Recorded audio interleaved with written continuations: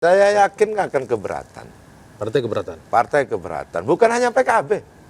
Hampir semua partai ya. Karena ini kan sama aja, mobilnya punya kita yang ngisi bensin, masa orang tinggal naik aja.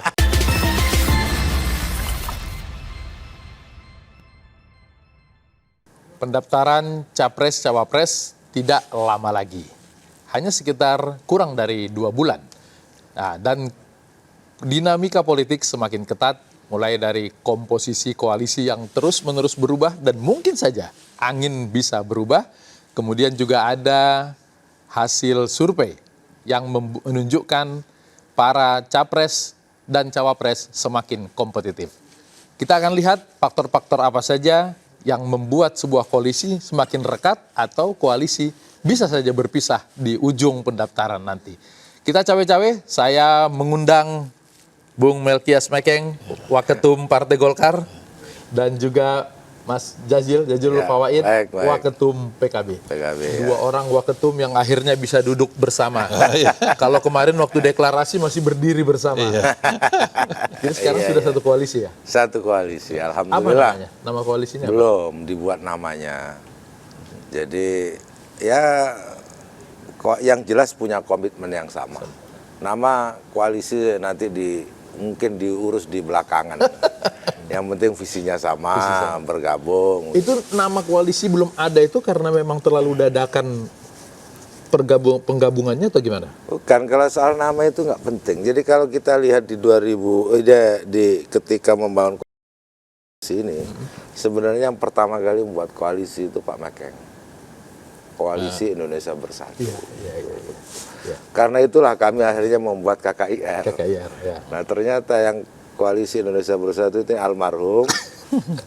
Nggak tahu ini apakah ini bergabung dengan KKIR atau tidak.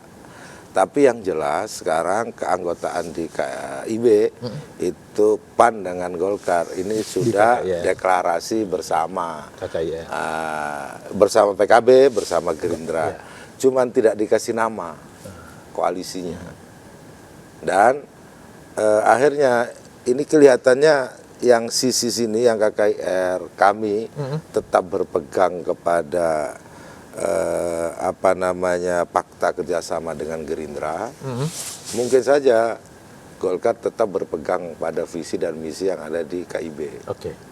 Saya nggak tahu ini dicampur. Itu yang membuat nama tidak ketemu. Bukan. Karena Bukan itu. KKIR tetap dengan fakta. Kalau nama itu gampang. Justru menurut saya apapun jenis namanya, yang jelas ini sudah kerjasama. Oke. Jadi ada koalisi dari 4 partai. Fakta Gerindra dan Cuman itu belum ada PKB itu konsepnya. Belum ada konsep yang mengikat satu dengan yang lainnya. Yang jelas ketika disampaikan di museum itu bahwa PKB dengan Gerindra menerima dengan lapang dada, dengan tangan terbuka, kedatangan sahabat baru. Kata Caimin meskipun saya deg-degan. Oke, ini menarik. Ini bergabungnya bukan dengan Gerindra dong berarti Golkar, dengan Gerindra dan PKB. Ya kan kemarin begitu, menyatakan bergabung PKB dengan yang tanda tangan tuh kali lihat dari pernyataan itu, yang menerima itu Pak Prabowo dan Gus Muhaimin. Tamu yang datang Pak Zulkifli Hasan dengan Pak Erlangga. Jadi udah nggak usah dimasalahkan lagi ini di mana ini jadi dari satu tempat. Yang sekarang perlu dilihat ini konsepnya apa setelah bertemu. Yang belum ketemu itu apa kira-kira? Ya kalau ini koalisi untuk menuju Pilpres, yang paling penting pasangan presiden dan calon wakil presiden.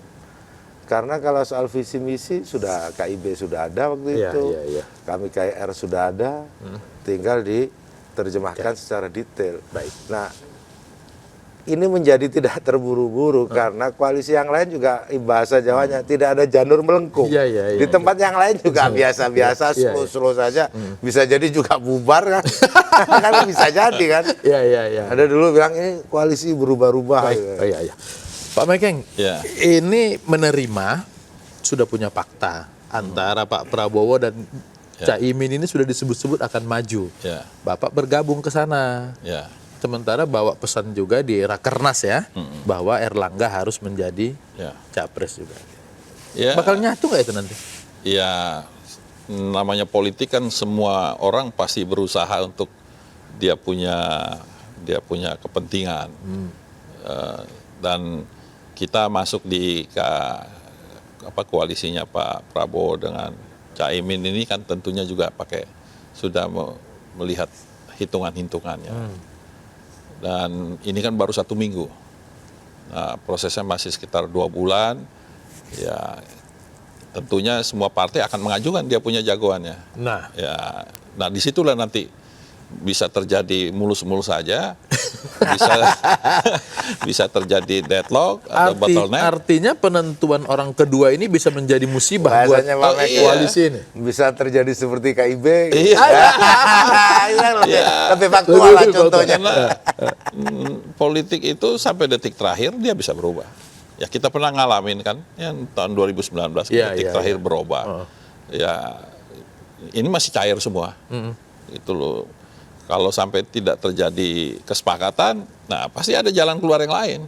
Nah itu baru kita lihat nanti realitasnya ininya. Kalau bagi Gerindra, banyak orang menyebut karena koalisi Prabowo dan PKB ini sudah cukup lama, golden ticket untuk mendampingi Pak Prabowo itu ada di Gus Imin. Masih dipegang Teguh sampai sekarang? Itu yang ada di piagam kerjasama antara Gerindra dan PKB. Jadi fakta kerjasamanya bujinya seperti itu. Jadi capres dan cawapres dari koalisi KKR ini dibahas bersama Pak Prabowo dan Gus Muhaimin. Dibahas bersama? Diputuskan bersama. Belum ada nama berarti? Apanya? Belum. Belum ada nama Prabowo Caimin itu belum pernah ada keluar nama? Belum. Artinya, Kalau itu sudah ada ya tentu kita PKB akan lebih senang. Karena itu yang menjadi harapan para ulama, harapan dari Muktamar, mandat yang dipegang Pak Muhaimin, itu seperti itu. Tapi 12 bulan berlalu, belum ada juga keputusan siapa calon presiden dan calon wakil presiden. Kemarin sempat bikin Keburu pantun. Pak Mekeng dan teman-teman juga masuk, PAN juga masuk. Makin rumit dong. Ya makin banyak kepala, makin pusing. Makin banyak yang harus didiskusikan.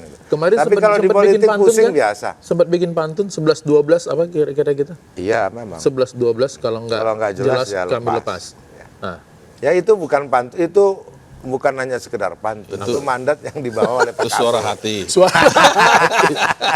Sambil ngancem-ngancem dikit. Kalau waktu itu ngancamnya mungkin masih bisa bikin Pak Prabowo takut. Karena kalau PKB pergi maka dia tidak cukup suara. Sekarang sudah ada Golkar. Dengan Golkar saja Gerindra cukup nggak? Oh iya cukup. Malah lebih besar suara Golkar. Di antara 4 partai yang berkoalisi itu di parlemen Golkar yang paling besar. Ya.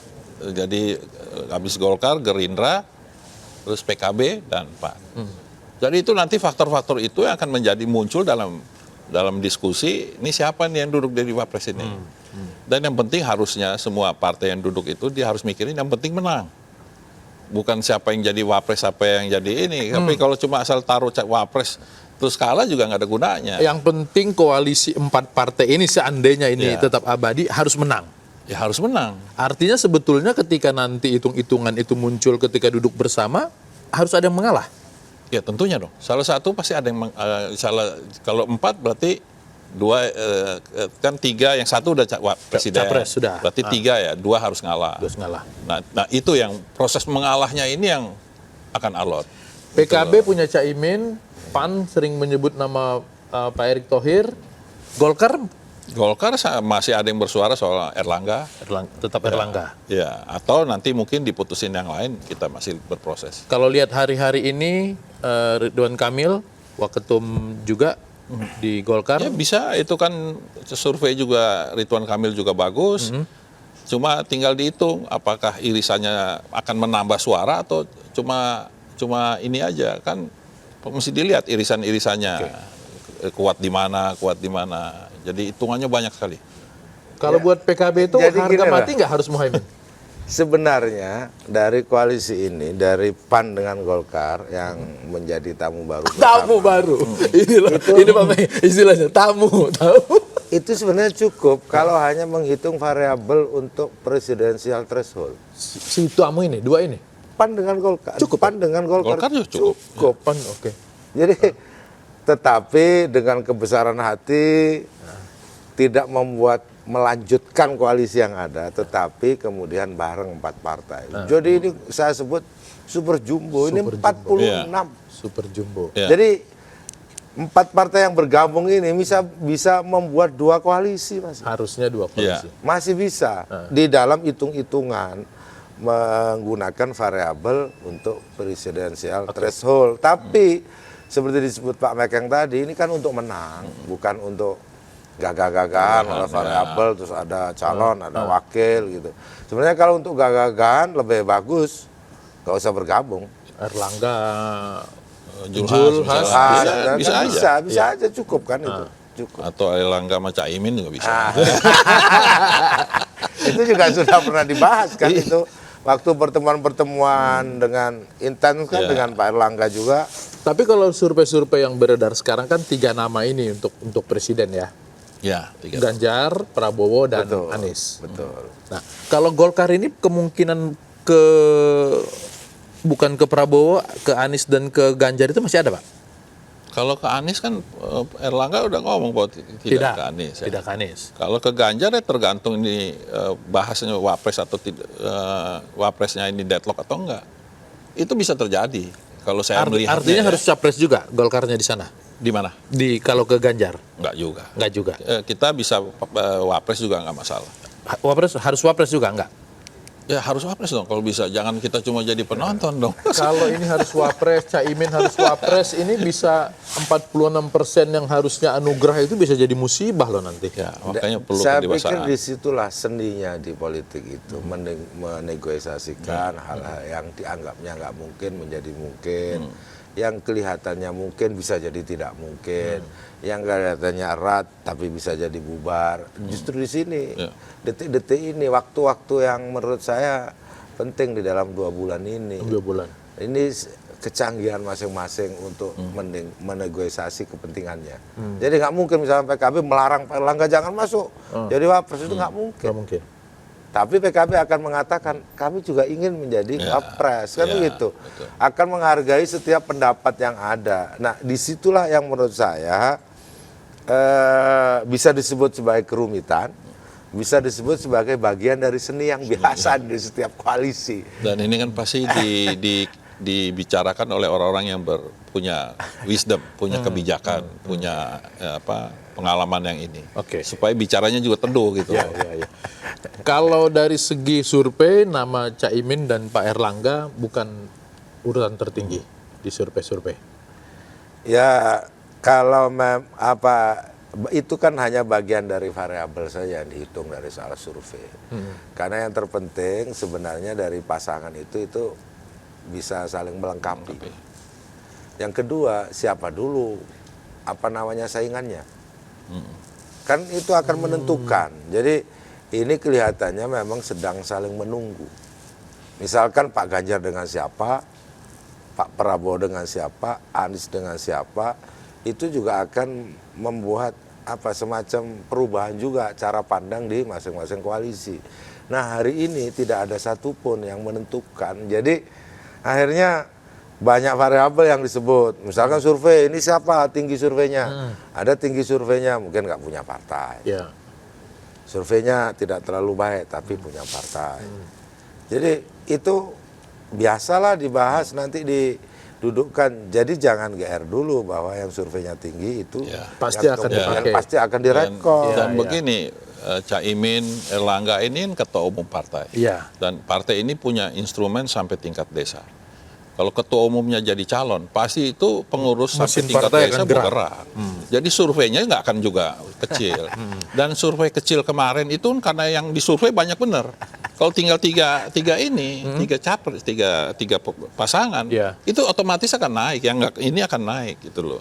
Jadi jangan patokannya hanya karena survei, nggak mungkin. Oh beda. Kalau kita lihat pengalaman Caimin itu hampir setiap pemilu selalu menyebut dirinya layak menjadi presiden atau cawapres. Mulai dari namanya dulu Caimin, Gus Ami dan segala macam. Tapi di ujung selalu dia legowo untuk tidak maju. Ya, Untuk kali namanya ini gimana? fungsi partai politik, fungsi ketua umum itu memang pertama pendidikan politik, rekrutmen kepemimpinan. Justru hari-hari ini saya menjadi miris. Gitu. Ternyata fungsi ketua umum, yang ini ketua umum ini dipilih itu bukan asal-asalan. Iya, proses Semua melalui proses tahapan gitu, dipilih dari cabang sampai dia menjadi kader yang beneran, dan itu sudah teruji memimpin skala nasional yang namanya ketua umum. Nah, hari ini seakan-akan partai politik itu menjadi tempat penyewaan orang-orang yang punya elektoral. Ya. Bagi PKB no way itu. Sejak awal PKB memahami bahwa partai politik itu tempat pendederan kader. Dan hari ini Pak Muhaimin sudah sekian tahun bersama kita semua, memimpin kita semua. Dan hari ini waktunya, saatnya untuk kemudian diuji oleh publik, diuji oleh partai, diuji oleh semuanya kepemimpinannya di posisi presiden dan wakil presiden, posisi puncak, Pak. Jadi jangan dianggap gampang jadi ketua umum. Hari-hari ini tuh seakan-akan ketua umum itu bisa siapapun bisa gitu. Ini bukan jadi ketua koperasi ini bukan jadi juga ketua posko di pinggir jalan. Artinya ketua ketika relawan itu bukan. Artinya ketika 4 partai ini nanti kemudian mengajukan satu nama yang elektoralnya bagus tapi bukan orang dari partai, dari 4 partai ini, itu PKB enggak? Saya yakin akan keberatan. Partai keberatan. Partai keberatan. Bukan hanya PKB. Hampir semua partai ya. Karena ini kan sama aja, mobilnya punya kita yang ngisi bensin, masa orang tinggal naik aja. Jadi memang harusnya kalau orang-orang nih yang di luar partai mau jadi pemimpin, mereka harus sadar bahwa mereka harus punya keringat juga. Harus masuk partai dulu. Harus masuk partai dong, berkeringat, berkorban. Jadi kalau menurut hemat saya setuju dengan Pak Jazilin ini. Harus orang partai. Orang partai. Iya, anak-anak muda sekarang yang pinter-pinter sebaiknya masuk ke dalam partai, berproses di situ jadi pemimpin. Ya. Bukan hanya numpang misalnya dekat-dekat orang top gitu, jalan kemana ini terus jadi surveinya tinggi, wah ini udah jadi ini. Oke. Nggak fair itu kalau menurut saya. Tersisa 2 berarti yang akan jadi cawapres, dari Golkar dan dari PKB. Ya kan soal caranya aja kalau Ya, pakai cara saya dengan Pak Mekeng jelas memprioritaskan orang yang sudah Kader, proses ya. dari bawah gitu kan. Gitu. Tanpa menutup yang lain juga, tapi maksud saya mbok ya tahu diri. Ya. Gitu loh. Berproseslah dari bawah kata Pak Misalnya Mekeng. kayak Golkar punya 85 kursi, itu kan pakai keringat, pakai uang segala macem. Oke. Nah dia yang muncul-muncul di survei nggak pernah, mana dia ada keringat di situ, nggak ada ini, pasti tiba-tiba mau di ini, itu nggak fair kalau menurut saya. Kalau PKB ini sudah teguh dengan Gerindra karena memang sejak awal mereka berdua. Kalau kita lihat proses bergabungnya Golkar dengan ke kubu Prabowo ini kan ada nuansa-nuansa di belakangnya. Ini kita harus ini lihat juga. Ini Prabowo jadi menguat karena Golkar sama PAN bergabung. Tadinya juga stagnan saja. Iya.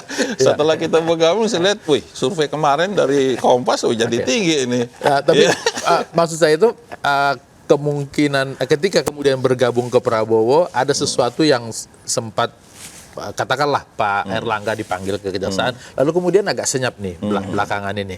Nah, artinya kemungkinan sudah terkunci nggak di koalisi ini? Enggak, di politik itu kan cair. Mau dikunci atau enggak, kita duduk dulu gitu loh. Jangan diikat seolah-olah nih kita harus ini. Iya. Gitu loh. Ini politik kok. Nggak ada faktor Pak Lurah di balik itu semua? Enggak lah, saya nggak mau berprasangka gitu, nanti salah lagi kita berprasangka. Kalau Pak Jazil melihat tiba-tiba ada 2 tamu orang besar ini datang ke koalisi Ini cawe-cawe ikut juga di sini di podcast nih, cawe-cawe. Enggak, artinya begini loh, setiap orang punya hak sebagai warga negara untuk terlibat di dalam proses pemilu. Namun kan ya saya sebut tadi, tahu porsi, tahu diri masing-masing. Saya gitu. Siapa sih yang nggak ingin jadi presiden? Semuanya ingin. Tapi tahu loh jalurnya lewat mana. Begitu maksud saya, berprosesnya lewat mana. Jangan selonong boy. Nggak, sekarang ini seakan-akan gitu, seakan-akan. Itu semuanya diarahkan pada soal berapa banyak diunggah di YouTube, berapa follower, berapa ini. Jadi padahal seorang kader yang baik yang memberikan yang turun ke masyarakat itu tidak semuanya terkenal. Ya. Nah sekarang masuk di dunia politik itu, kalau kita menggunakan pakemnya lembaga survei kan, pertama popularitas, habis itu elektabilitas, habis itu elektabilitas. Itu pakem yang dibuat oleh lembaga survei. Nah pakem yang di dalam partai tidak begitu. Pakem dalam partai, seberapa banyak dia bisa mengkonsolidir orang, dia bisa menerima aspirasi masyarakat, dia bisa memutuskan, dia bisa menindaklanjuti, itu nggak mudah. Tidak semudah selfie. Ya tidak semudah untuk memutuskan selfie dan mengangkat viewer. Begini loh, kan fungsi seorang politisi itu kan ya istilahnya mengalokasi katakanlah anggaran begitu. Itu kan nggak mudah itu. Harus berebut, harus menyesuaikan aspirasinya apa, nggak asal bikin. Nggak asal semua bisa dimasukkan. Kan di situ dibuat kebijakan. Nah maksud saya, itu adanya di partai politik. Pembelajaran panjang. Pembelajaran kayak begitu itu adanya di partai politik. Coba kita lihat di Amerika, semua calon-calon itu kan datangnya dari DPR. Iya kan, Obama dia dulu di DPR dulu, terus yang Biden ini sekarang di DPR dulu, dia berproses dulu di dalam partainya dengan publiknya segala macam, baru pada saat dia mencalon itu lebih jejak. Jadi kita tidak menolak orang untuk menjadi ini, tapi ya harus masuk dalam partai politik. Itu makanya partai-partai politik lebih cenderung mendorong dia punya ketua umum. Karena dia capek loh Pak ngurusin partai ya kan. Kemana-mana keliling, giliran waktunya nggak boleh.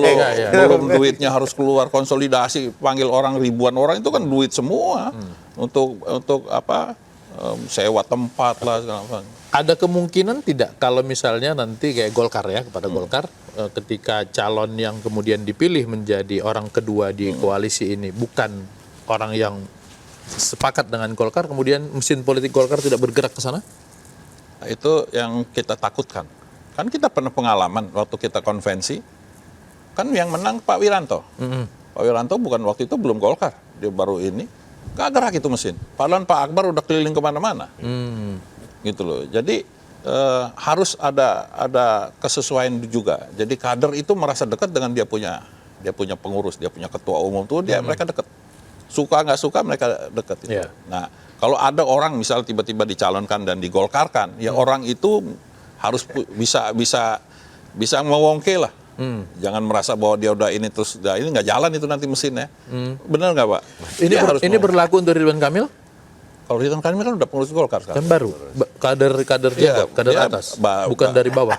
Oh, dia bukan ini, tapi setelah dia bergabung cukup rajin langsung dia, rajin itu nggak cuma gabung terus diam aja. Itu kan dilihat juga dan memang dampak dia di dalam perolehan suaranya juga kelihatan sekali. Jadi dia pintar juga dia masuk. Ya kan? Ya pintar dia masuk kan. Yang lain kan ragu-ragu nggak mau masuk. Ya udah susah gitu loh. Dalam beberapa bulan Ridwan agak kurang dalam mensosialisasikan diri, tapi tetap tertinggi. Artinya sebenarnya potensi yang sangat baik sekali. Ya, karena Ridwan punya, kalau di DPR itu punya dapil lah. Dapil dia Jawa Barat. Jawa Barat terbesar, pemilihnya terbesar.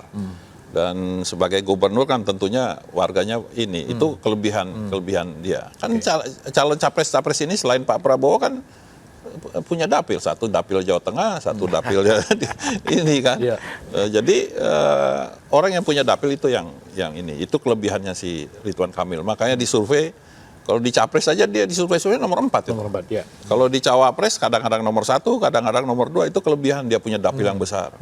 Gitu loh. Oke. Keterpilihannya si cawapres ini dalam penentuan nanti siapa yang akan maju dari koalisi 4 partai ini, dilihat nggak keterpilihannya? Ya pasti kita lihat, dan masing-masing partai juga punya kepentingan. Jadi gini, jangan dipisah antara pilpres dengan pileg. Hari ini pembahasan itu pilpres saja. Pileg itu seakan-akan urusannya waketum, ketum gitu. Iya. Padahal Pak, yang namanya pilpres ini punya efek ekor jas kepada pileg. Jadi yang dihitung pertama itu sebenarnya kemenangan kursi parlemen. Karena itu tiket Pak untuk ke depan. Nah, kenapa misalkan masing-masing partai mengajukan ketua umumnya, kadernya, karena berharap ada kotel efek pada pileg. Itu dilaksanakan serentak. Jadi PKB sadar betul bahwa kenapa kami terus mempopulerkan Pak Muhaimin, terus bekerja untuk Pak Muhaimin, ini selaras dengan pekerjaan yang akan dilakukan oleh pileg, caleg. Nah, dan ini nggak kecil Pak Latif, caleg tingkat 2, itu partai saja, seluruh Indonesia itu jumlahnya 25.000. Provinsi 2.700. RI memang 580.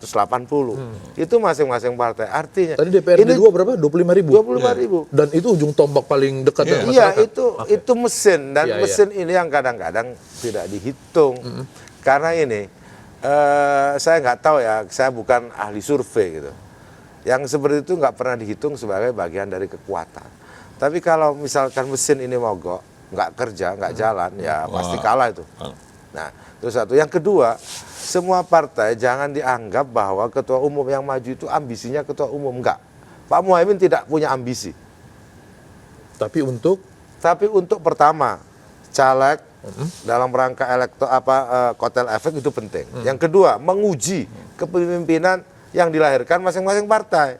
Jadi disitulah kontestasinya di apa ya, di Pilpres dan Pileg ini. tidak sekedar cari menang berarti ya. Banyak hal kemudian yang ada lagi.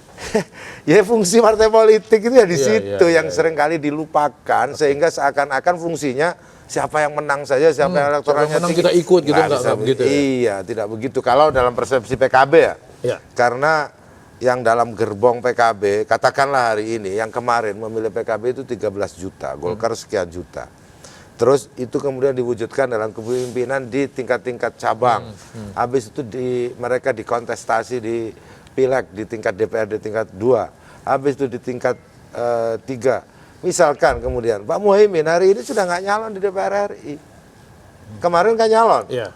Karena kita itu juga bagian dari apa yang sudah diputuskan di dalam partai. Sudah saatnya Pak Muhaimin maju di kertas suara.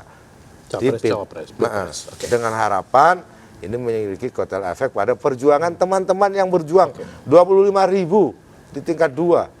2.800 di tingkat provinsi seluruh Indonesia. Baik.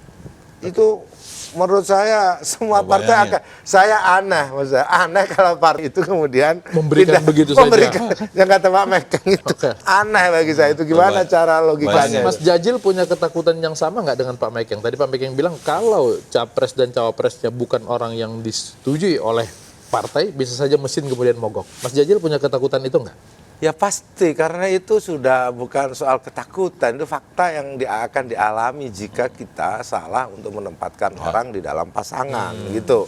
Itu pasti begitu. Itu yang pernah dialami Golkar tadi kan yang disebutkan, gitu. Waktu itu berpasangan dengan PKB Pak Wiranto. Iya. Oh ya, Gus iya. Solah ya. Oh iya, apa Gitu. kurang hebat itu? Iya, iya. Secara nama dua-duanya orang yang terhebat. Jadi ini yang tadi saya bilang itu kan faktor-faktor di dalam politik tadi ya. Bayangin itu nanti diduduk bersama dengan empat partai, apa ngepusing ini nanti. Nah, Pusing, semua pusing. akan kasih Iya, iya. argumentasi Iya, dengan iya, ini. iya. Dan di situ perlu ada satu kesamaan visi bahwa ini kita mau menang ini. Ini koalisi ini bukan asal berdiri di tempat proklamasi bahwa itu udah selesai. Belum itu, Pak. Nah, ini Pak perlu kedewasaan daripada semua ini. Ya tentunya rambu-rambu dari masing-masing partai ya pasti akan dipegang ya, itu pengennya kalau bisa ya orang partai gitu. Bisa nggak kemudian Pak Prabowo yang dijadikan tokoh integralnya, jadi tokoh pemersatu, dia yang kemudian diserahkan untuk memilih? Dia bisa dia punya say ya, karena dia kan akan ininya, tapi tidak dominan. Karena kalau dominan akhirnya nanti jadi males, ya itu nanti males-malesan. Iya kan? Iya, Kalau iya, ini iya. harus bicara duduk terbuka, tidak boleh ada batasan-batasan, terbuka, baru nanti dicari common ininya, persamaannya, bahwa ini kita cari figur yang model begini. Itu yang paling kritis di dalam nanti penetapan cawapresnya. Oke, kalau begitu kritisnya, peluang untuk kemudian 4 koalisi ini berpisah masih ada? Saya minum dulu. Boleh. Karena itu keputusannya di ketum-ketum, bukan Iya, saya. Gitu. Iya. Ini kita senang nih karena dua yang datang orang kedua waketum kan, jadi keputusan agak-agak 1,5 lah ini. Jadi kritis tidak kritis menurut saya itu bagian dari dinamika. Gitu. Yang ujungnya kalau saya lihat ya Pak, itu akan diputuskan di di time limit akhir, di batas akhir kelihatannya. Bagi saya itu dari sisi waktu kritis. Artinya kelihatannya koalisi-koalisi itu akan memutuskan di waktu-waktu kritis. Ya. Itu satu. Kontennya kritis enggak? Ya kalau ada 4 partai gitu, 4 kepala jadinya. 4 kepala di situ, yang di situ kalau dilihat dari variabel suara saja, katakanlah ya, partainya Pak Mekeng itu suaranya paling tinggi, tapi tidak diusulkan menjadi capres. Itu kan soal tuh. Itu satu. Yang kedua, PKB sudah lama dengan Gerindra, sudah 12 bulan. Itu faktor juga. Faktor juga, masa yang baru. Nah, buat PKB. Nah, jadi di situ yang menurut Pak Mekeng butuh wisdom. Butuh ya kebesaran hati, bijaksana untuk memutuskan. Kalau tidak, ya pasti akan, itu namanya jalan buntu. Nah, kalau jalan buntu, masing-masing akan cari jalan keluar. Jadi ini kan masih 2 bulan. Biasanya nanti masing-masing partai punya tim runding lah katakanlah. Ini 4 partai ini belum bentuk tim runding ya? Kalau saya belum tahu, karena saya nggak ikut di tim runding ini.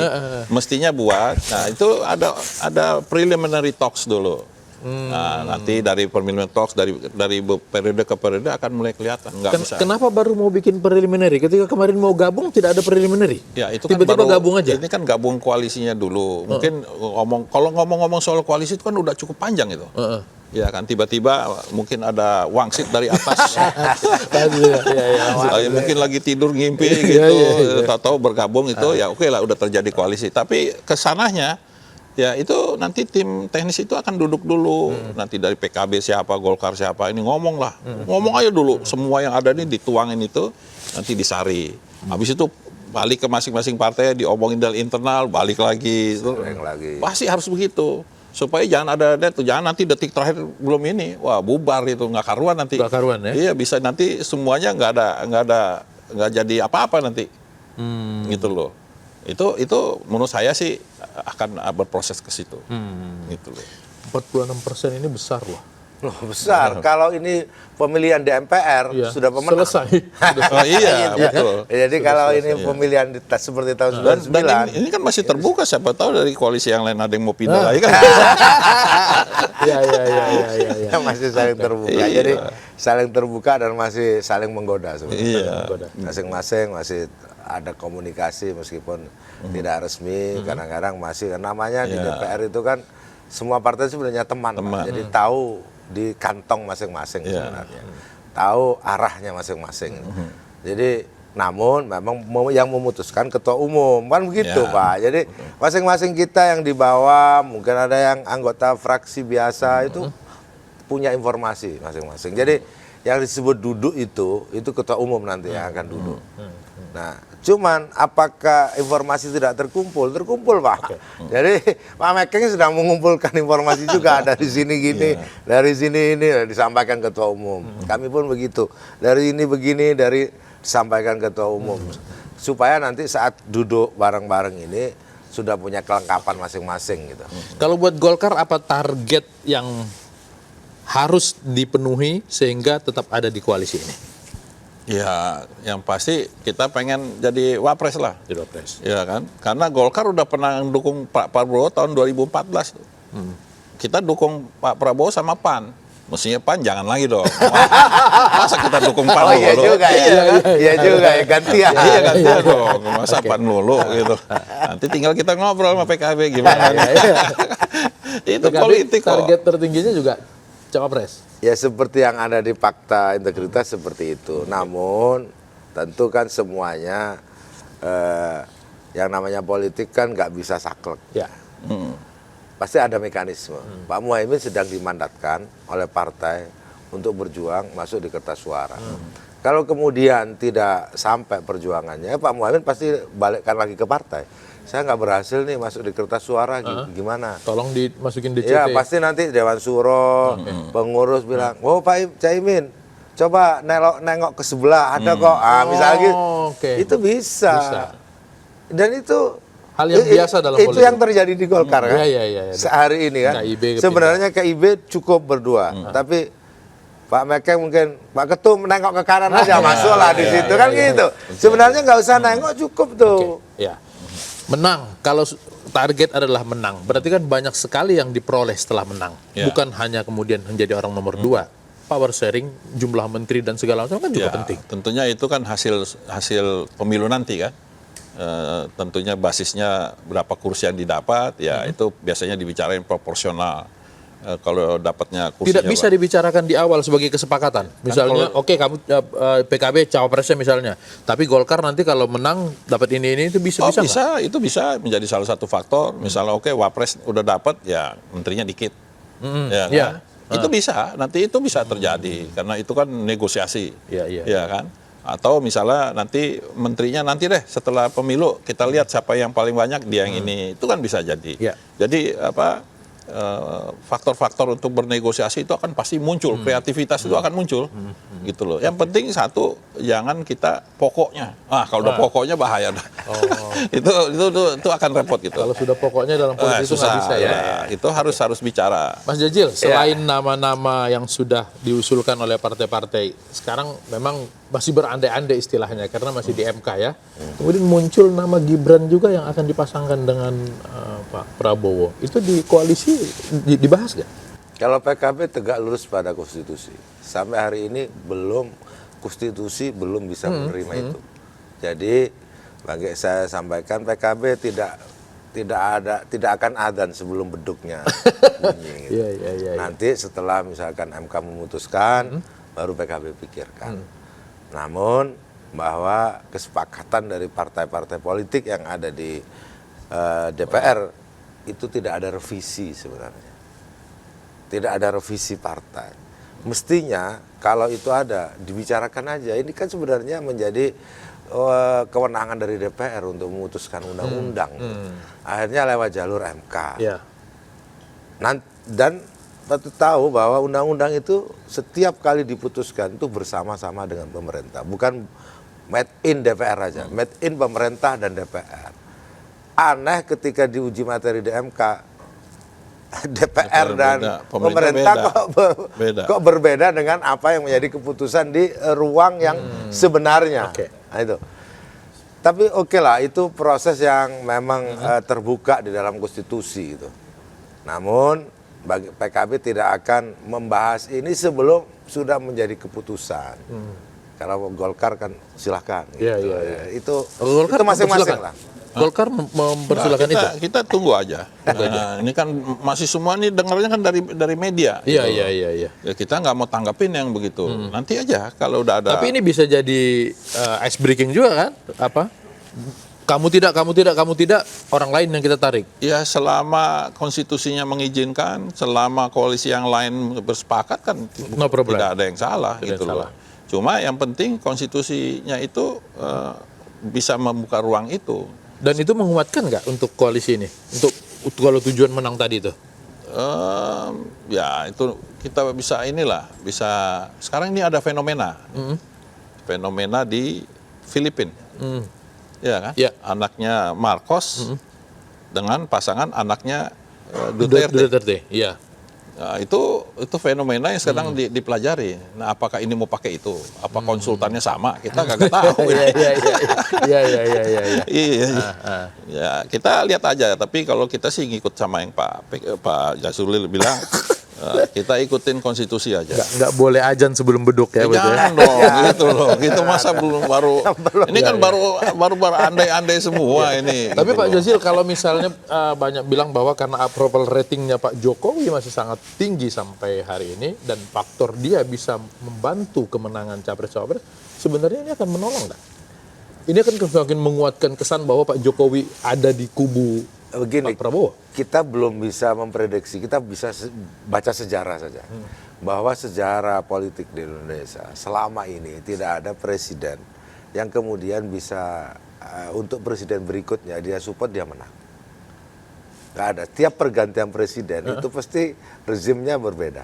Orang yang berbeda. Dari Pak Karno ke Pak Harto. Pak Harto ke Gus Dur, Habibie, Gus Dur Megawati, Pak SBY habis itu Pak Jokowi. Iya. Antitesanya ketika itu. Oh. Nah, hari ini karena melihat bahwa tingkat kepuasan kepada Pak Jokowi tinggi, itu orang memberikan makna bahwa Pak Jokowi bahkan ditarik untuk masuk. Karena apa? Karena suara elektoral Pak Jokowi akan mempengaruhi siapa presiden ke depan. Ya. Itu baru asumsi. Kalau hitungan di PKB tidak seperti itu? Kita apa ya? Ya belum, kita ngitung sejarah saja. Sejarah ke depan belum bisa diprediksi. Iya. Karena apa? Karena belum selesai. Jadi saya ingat betul tahun 98. Tentang apa ya, waktu itu Pak Harto yang kemudian diminta untuk maju lagi. Nggak lama kemudian Jatuh.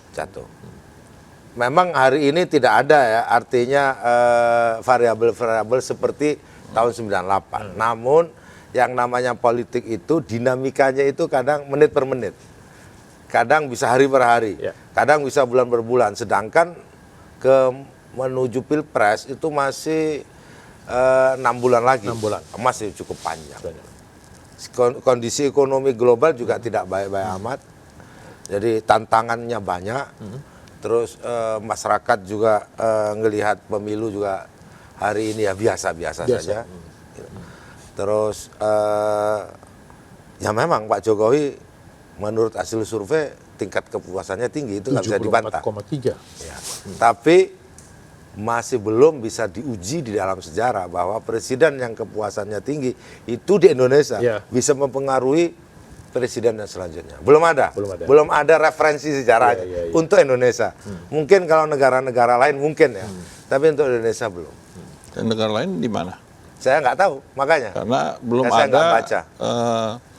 Studi ataupun apa yang mengatakan kesukaan itu akan dikonversi menjadi elektabilitas. Kan belum ada.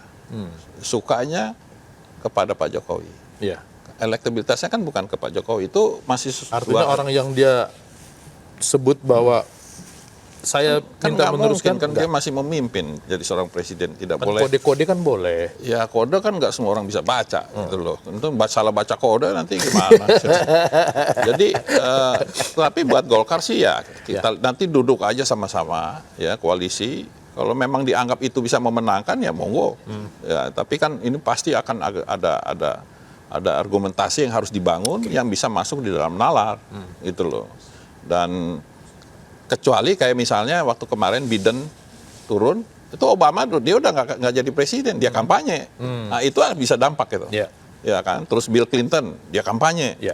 Itu berdampak. Tapi kalau sekarang kan Pak Jokowi masih memimpin, dia tidak bisa kampanye sebebas-bebasnya. Itu dampaknya juga akan berbeda gitu loh. Oke. Hampir 1 jam, mungkin closing. Yang dari pembicaraan kita ini bahwa koalisi untuk mencari menang. Sebetulnya kan kekuasaan itu kita dapatkan untuk kemudian nanti kebaikan rakyat. Betul. Apa kira-kira? Itu sesuai dengan visi PKB sebenarnya. Bahwa pemilu ini kita berharap menjadi pemilu yang damai, tertib, dan menunjukkan partai politik itu sebagai institusi yang memiliki tanggung jawab untuk seleksi kepemimpinan nasional. Di situ menurut saya hari ini perlu partai-partai otokritik, melihat dirinya kembali. Sebenarnya partai politik itu apa sih fungsinya? PKB tetap akan istiqomah bahwa partai politiklah yang harus melahirkan presiden dan calon wakil presiden.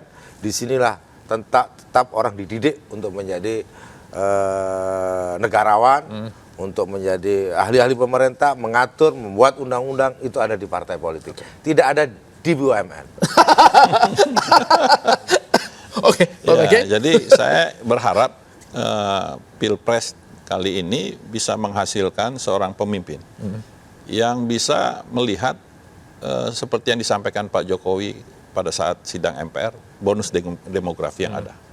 Karena kalau kita tidak bisa memanfaatkan itu, ya kita tidak akan maju seperti yang diinginkan. Seperti yang diharapkan nanti tahun 2035 atau 45 kita punya income per kapita menjadi 135 juta atau 145 juta. Jadi kita menetapkan pilpres, siapa capres sama cawapresnya itu juga harus melihat ke arah situ. Punya kemampuan untuk mendorong ekonomi ini menjadi ekonomi yang besar. Ya. Kalau nggak bisa mendorong, kita akan kemakan oleh ini. Jadi kita punya kekayaan tapi nggak bisa dikelola. Gitu loh. Jadi ribut soal pemilihan siapa presiden, siapa cawapres, boleh. Tapi harus ujungnya dia harus mampu menjadi seorang presiden yang bisa membawa Indonesia ini lebih bagus lagi daripada sekarang. Oke. Sekarang sudah bagus, tapi harus lebih bagus. Baik. Gitu. Pak Mekeng, Mas Jajil. Terima kasih. Ya. Terima kasih. Saya senang kita membicarakan politik yang sangat berat dengan ketawa-ketawa. Politik secukupnya, Indonesia yang lebih baik selebihnya. Ya. Cawe-cawe pamit. Ya. Makasih. Aduh. Nggak berasa 1 jam ya. Udah berasa.